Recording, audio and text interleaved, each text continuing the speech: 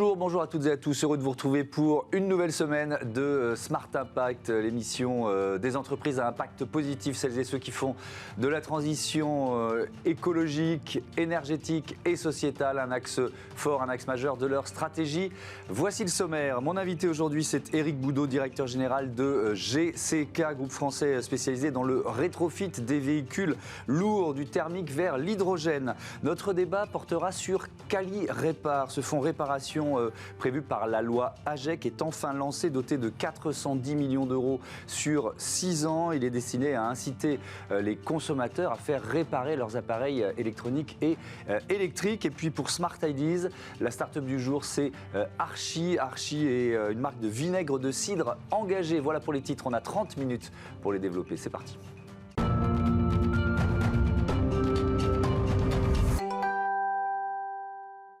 Bonjour Éric Boudot, bienvenue. Vous êtes donc le directeur général de GCK. GCK pour Green Corp Connection, c'est un groupe savoyard, comme son nom l'indique. Groupe savoyard spécialisé dans le rétrofit. Alors, on en a déjà parlé plusieurs fois ici, mais on fait un peu de pédagogie pour commencer. Vous nous rappelez ce qu'est le rétrofit ?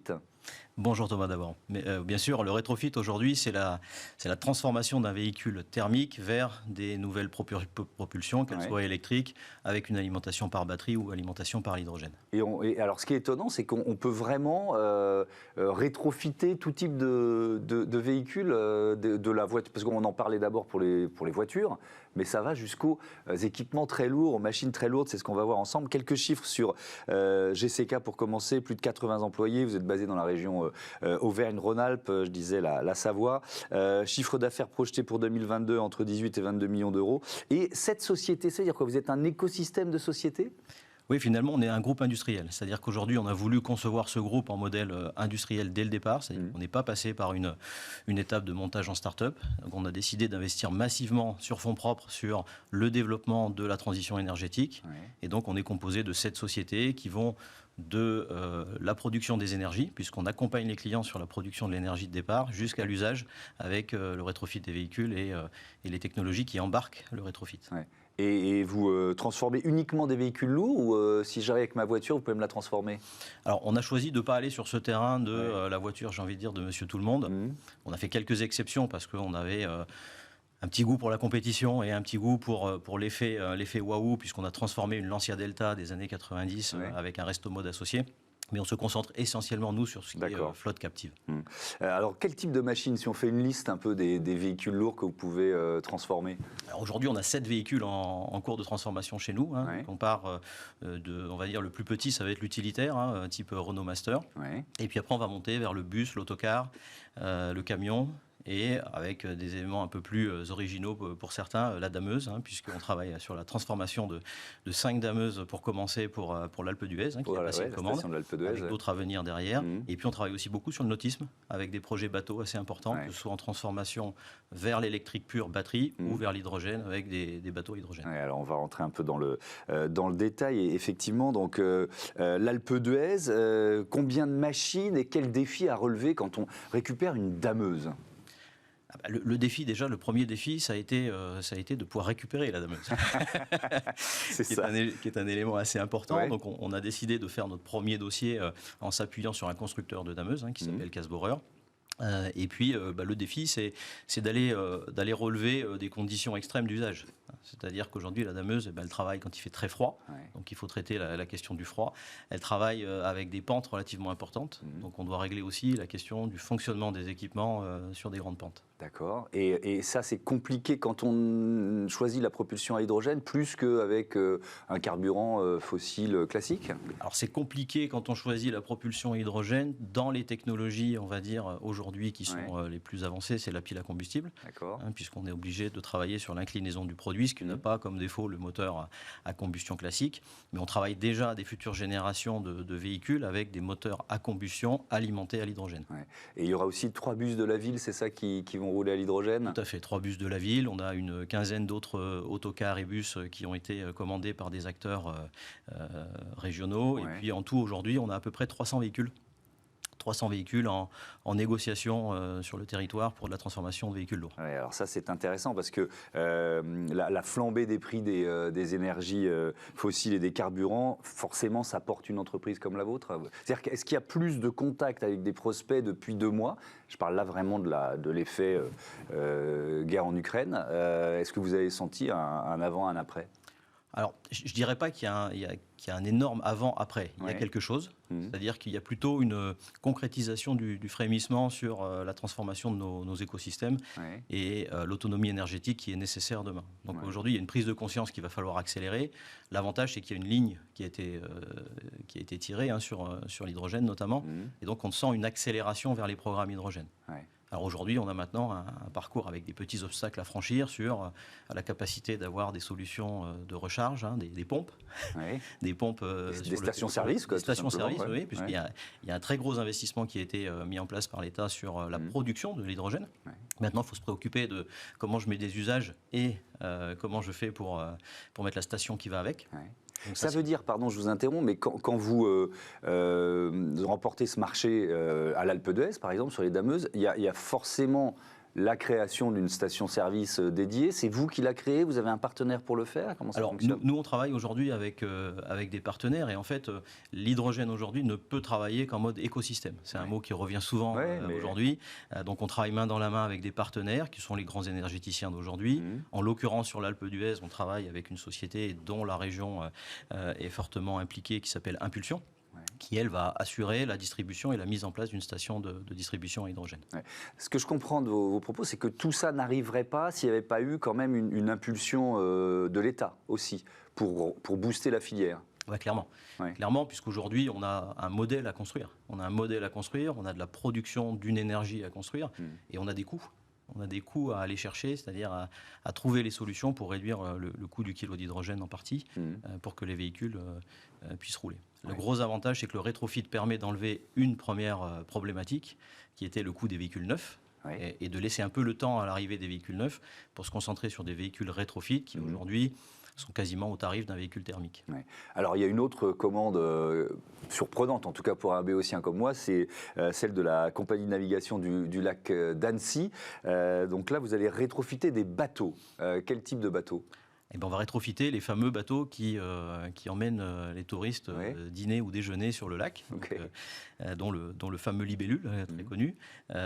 Et on va faire une transformation, cette fois-ci sans hydrogène, en passant par la partie batterie, parce qu'on a cette capacité dans le groupe à être très agnostique sur les technologies et d'avoir des sociétés qui fabriquent des batteries, des sociétés qui fabriquent des moteurs, qui fabriquent des outils pour l'hydrogène. Et donc là, on va aller vers l'électrique qui est largement suffisant pour l'usage. D'accord, donc là, il y a, je crois, 2 catamarans et 3 monocoques qui datent des années 60.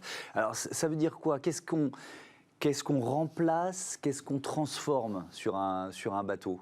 Pour schématiser, on enlève des soutes les moteurs et les cuves à gasoil, et puis on remplace par un moteur électrique et des batteries. Ça a l'air simple quand vous dites ça. C'est pas si simple. C'est pas si simple. C'est pas si simple. Ça nécessite pas mal d'heures de développement et d'intégration.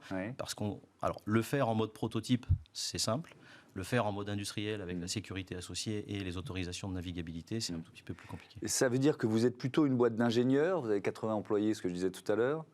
Alors, on est plutôt une boîte industrielle. Aujourd'hui, effectivement, on a un ratio d'ingénieurs assez important, puisqu'on est dans les phases de montée en puissance.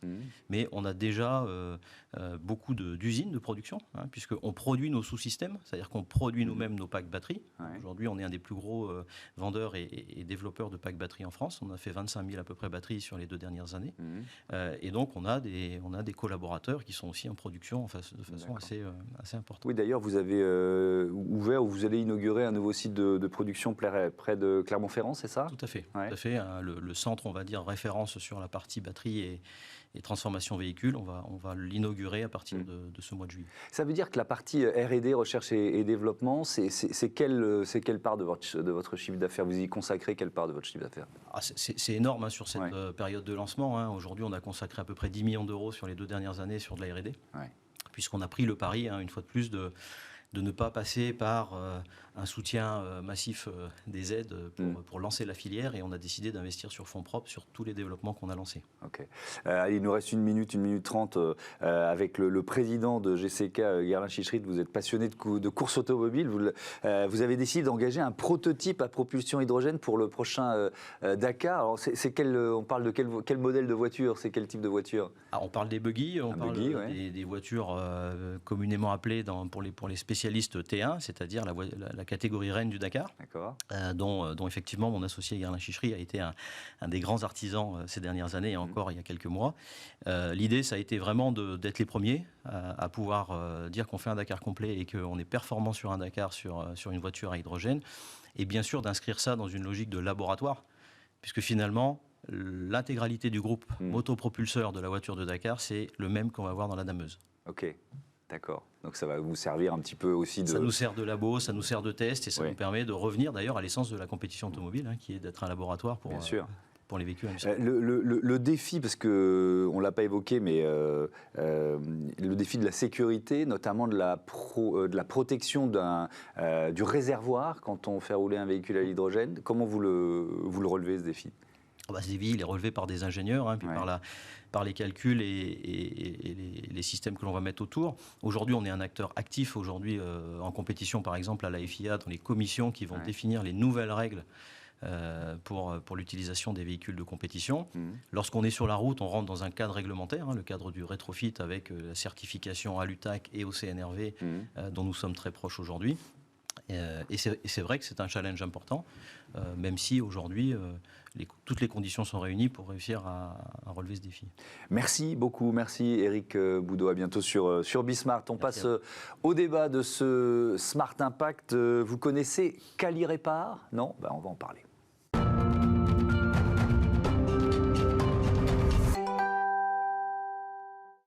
Le débat de Smart Impact avec Nathalie Isère, bonjour, bienvenue. Vous êtes la directrice générale d'Écosystème. Bonjour également et bienvenue à Bertrand Régnier. Vous êtes le directeur technique d'Écologique. 2 entreprises, 2 éco-organismes qu'on peut présenter pour commencer. Nathalie Isère, c'est quoi Écosystème? C'est quoi votre mission?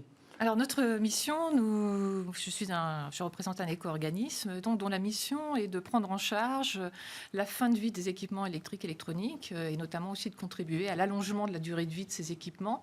Donc un éco-organisme, c'est une entreprise à but non lucratif avec une mission d'intérêt général, et nous exerçons sur la totalité du territoire, en France, en Outre-mer, et nous existons depuis maintenant une bonne quinzaine d'années. Écologique, c'est à peu près la même mission? Oui, c'est très similaire. La différence étant, en gros, les producteurs, les metteurs sur le marché qui ont rejoint soit Écosystème, soit Écologique. Et donc, on a les mêmes missions. On a une petite spécificité, c'est qu'on travaille beaucoup plus sur les outils de communication et d'information. Voilà. D'accord. On parle plutôt d'appareils électriques et électroniques, c'est ça? Ou c'est plus vaste que ça, Nathalie Isère? Déjà, c'est très très vaste. Déjà, ça fait beaucoup, oui, on est d'accord. Ça fait beaucoup parce que c'est vrai qu'on pense tout de suite à ce qui est en proximité dans le foyer, un lave-vaisselle, un lave-linge, un four, un ordinateur, une télé, mais c'est aussi dans ce studio tout l'éclairage qui est au plafond, c'est le système de climatisation, c'est le système de vidéo, c'est le système de broadcast, c'est donc très très vaste. Ouais, effectivement. Alors ensemble, vous financez Quali-Répar, un dispositif prévu dans la loi AGEC et qui devient enfin opérationnel. La loi elle a été adoptée en février 2020. Nathalie Isère, pourquoi il a fallu attendre? À cause de la crise sanitaire? Qu'est-ce qui s'est passé? On se dit ça prend plus de 2 ans, c'est quand même un peu long. Alors dans la loi AGEC, la mise en place de Quali-Répar, dont on va parler, était prévue à partir de janvier 2022. Donc c'était le timing qui avait été donné par la loi AGEC. Donc on est dans ce timing-là de l'année 2022. Et la loi AGEC a aussi prévu tout un dispositif aussi accompagnant l'allongement de la durée de vie des équipements, donnant des informations auprès du consommateur. Et c'est tout un programme qui s'étale justement jusqu'à 2023. Donc 2022 étant une des étapes pour les équipements électriques et électroniques. Bertrand Régnier, c'est un fonds réparation. Ça veut dire quoi un fonds réparation? Comment ça marche? Alors le principe du fonds réparation, c'est que les consommateurs, quand ils vont faire réparer leurs équipements en panne, s'ils vont dans un opérateur qui va être labellisé, ils vont avoir droit à un soutien financier qui va réduire finalement leur facturation de réparation. Et comment ça marche le fonds? C'est de l'autre côté, on va appeler un financement auprès des producteurs pour alimenter ce fonds et finalement soutenir la réparation financièrement.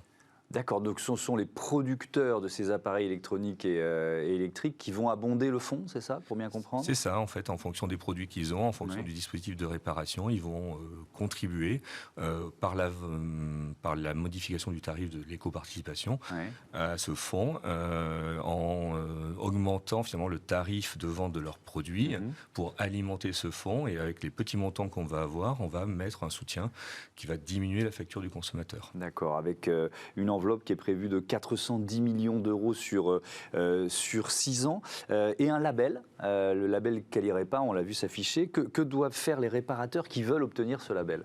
Alors ce label, il est très important puisque on a parlé de la loi AGEC, et une des dispositions de la loi AGEC, c'est de lutter contre le gaspillage et donc d'apporter des outils pour allonger la durée de vie de ces équipements-là. Et la réparation est un des moyens d'allonger la durée de vie des équipements, et de nombreuses études ont montré qu'un Français sur 4 avait rencontré à un moment, au cours de l'usage de son produit, un besoin de réparation. Et malheureusement, il ne trouve pas toujours la concrétisation parce que c'est trop compliqué, je ne sais pas où trouver l'information, est-ce que le réparateur à qui je dois m'adresser, est-ce que je vais avoir confiance? Et puis cette réparation, finalement, les 2 tiers des Français qui ont échoué dans ce parcours de réparation nous disent mais la réparation, elle est trop chère. Oui. Et donc, souvent, la réponse qu'on nous fait, là, c'est vraiment une question de consommateur, c'est oh là là, ça va vous coûter aussi cher que d'acheter neuf, vous feriez mieux d'acheter neuf, quoi. Le nombre de fois où on m'a dit ça. Exactement. Donc, tout l'objectif de ce fonds réparation, c'est de contribuer à faire évoluer donc, le comportement du consommateur et à l'orienter vers la réparation plutôt que vers le remplacement d'un équipement à neuf. Et la première étape de ce fonds réparation, c'est de donner confiance donc, au travers d'un réseau de réparateurs qui va être labellisé, donc avec le label Qualirepa, donc qualité de la réparation.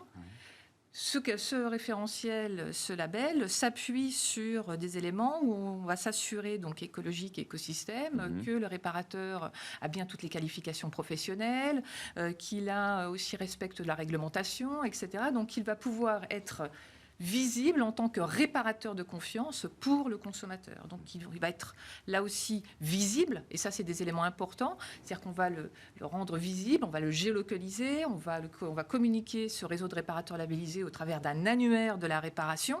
Donc le consommateur qui veut faire sa réparation va pouvoir sur Internet voir ce réseau de réparateurs Qualirepa qui aura été validé, en quel il aura confiance. Et ensuite le deuxième dispositif, c'est ce qu'évoquait Bertrand, c'est comment on peut lever ce frein du coût perçu de la réparation, et c'est le bonus réparation qui va venir diminuer le coût de la réparation pour le consommateur.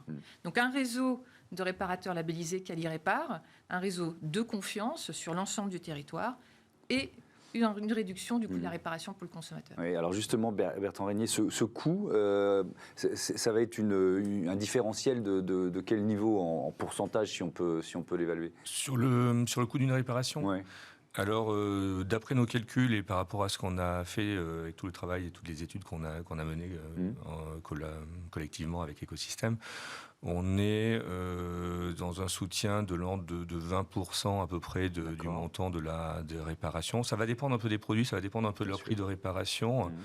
Des petits produits, on va dire, on est autour de 15 €, des gros produits autour de 30 € pour l'instant, mais tout ça, on va le suivre, on va regarder aussi comment ça se passe, et voilà, c'est un peu l'ordre d'idée. Cette enveloppe de 410 millions d'euros sur 6 ans, elle peut évoluer aussi, parce que imaginons, j'imagine que vous tablez sur un nombre de réparations par an, mais que le succès soit encore plus au rendez-vous. Vous voyez ce que je veux dire? Alors ça peut évoluer. L'engagement qu'on a pris, c'est qu'on définit un dispositif qu'on va appliquer. Il n'y a pas de limitation à ce fonds sur le fait de sa réussite. D'accord. Par contre, on pense que les moyens qui ont été mis en place et les produits qu'on sélectionne et la montée en charge nous permettront de tenir ces budgets. Mais c'est vrai que si nécessaire, on pourrait faire évoluer ce fonds et faire évoluer potentiellement à la hausse le montant nécessaire et donc le financement. Ouais. Bertrand Régnier, il y a un frein, vous avez évoqué certains des freins, mais il y a un frein aussi lié à nos habitudes de consommation sur les produits notamment électroniques, numériques. On s'est habitué à changer, alors pour certains tous les ans, pour certains tous les 2 ans, etc. Et donc on se dit, mais je veux toujours être à la pointe. Vous voyez ce que je veux dire? Le frein de l'évolution technologique, comment vous pouvez le combattre d'une certaine façon? Par la réparation, ça c'est potentiellement compliqué. Ben oui. Donc, alors je pense que le point important, c'est que il y a de la sensibilisation et de l'information forcément autour de ça. Il y a aussi le fait que de plus en plus, finalement, on a des produits qui vont être fiables, donc réparables, donc on peut garder. Il y a aussi cette idée de capitaliser sur des produits de bonne qualité dès le démarrage. Et ensuite, on a au niveau des éco-organismes d'autres missions autour de la prévention, l'éco-conception, où on va traiter ces sujets-là avec les producteurs. Et par ailleurs, il y a aussi le développement du réemploi qui permet éventuellement pour des produits que certains n'utiliseraient pas, de les revendre et de développer une seconde offre. Oui. Mais Nathalie Hézère, sur cette dimension-là, presque psychologique du consommateur, est-ce que vous voyez justement les comportements évoluer? C'est-à-dire un peu moins de fréquence de changement de nos outils numériques? Oui, on le voit parce que quand on fait des études un peu sur l'évolution du comportement du consommateur, et notamment dans les dernières études qui prennent en compte l'accélération de l'urgence écologique et puis cette prise de conscience sur la prévention des déchets. Et on le voit, on a 47% des Français qui aujourd'hui, dans, on va dire, le top de leurs préoccupations, se disent je veux qu'on me propose des solutions pour faire réparer mon produit, pour là aussi trouver des solutions pour lui apporter une deuxième, voire une troisième vie. Et là, c'est vrai qu'il y a tout un business, tout un secteur qui se développe autour du reconditionnement des équipements électriques et électroniques, et notamment, vous parliez des produits un peu technologiques emblématiques. Et là, c'est des opportunités qui peuvent à la fois répondre, parce qu'on aura toujours des consommateurs qui voudront le dernier équipement, etc., mais qui vont pouvoir trouver une solution qui va lui permettre d'avoir une deuxième, une troisième vie, qui va pouvoir bénéficier à un autre consommateur qui, lui, n'achètera pas forcément un équipement neuf, et donc ne contribuera pas, là aussi, à faire du prélèvement sur les ressources naturelles, etc. Donc on voit qu'on a tout un écosystème qui se met en place pour répondre à cette attente des consommateurs. Je parlais de 47% des consommateurs qui veulent justement des solutions plus durables pour allonger la durée de vie de leurs équipements. Ouais. Je voudrais revenir sur le réseau de professionnels, de réparateurs. Vous nous avez dit que voilà, il fallait qu'ils se fassent connaître pour obtenir ce label Quali-Répar. Mais est-ce qu'il existe, ma question est peut-être un peu absurde, mais est-ce qu'il existe? Est-ce qu'il y a suffisamment de réparateurs en France aujourd'hui, ou est-ce que c'est justement parce qu'on a pris l'habitude de ne plus réparer nos appareils, il s'est un peu réduit, ce réseau? Alors, il y a aujourd'hui le réseau de réparateurs, on estime à peu près qu'il y a 20 000 réparateurs en France, de toute taille, c'est-à-dire des toutes petites entreprises artisans, jusqu'à des entreprises moyennes ou des grands groupes plus structurés, des grandes enseignes, etc., qu'on connaît tous. Et c'est un réseau de réparateurs. Ce réseau, il a connu une pente un peu descendante, parce qu'on sort aussi de période de consommation, on était plus dans du renouvellement sur de l'équipement neuf, et une population de réparateurs aussi un peu vieillissante. Donc tout l'enjeu aussi de comment on va répondre à ce fonds réparation et à cette attente aussi des consommateurs, c'est là aussi de donner de l'attractivité à cette profession.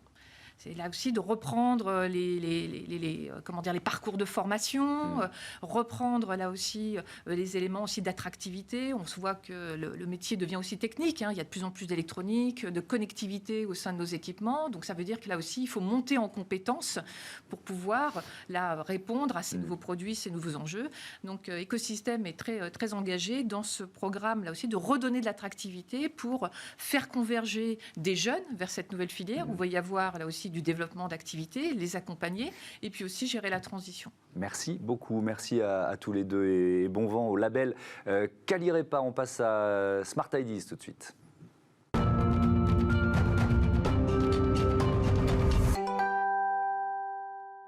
Bonjour Marina Lemaire, bienvenue. Bonjour. Vous êtes la cofondatrice d'Archi. Vous l'avez créé quand et avec qui? Je crois que c'est une histoire de copains de lycée, c'est ça? Exactement, oui. Je travaille avec mon meilleur ami qui est mon associé, qui est Devan Ahmed.